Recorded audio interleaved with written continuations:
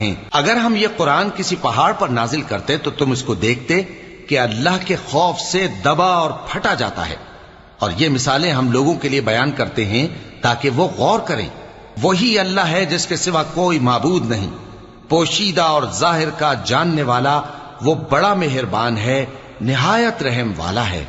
وہی اللہ ہے جس کے سوا کوئی عبادت کے لائق نہیں، بادشاہ حقیقی، ہر عیب سے پاک، سلامتی دینے والا، امن دینے والا، نگہبان، غالب، زبردست، بڑائی والا.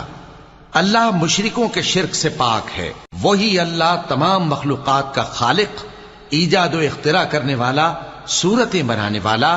اس کے سب اچھے سے اچھے نام ہیں. جتنی چیزیں آسمانوں اور زمین میں ہیں سب اس کی تسبیح کرتی رہتی ہیں، اور وہ غالب ہے، حکمت والا ہے.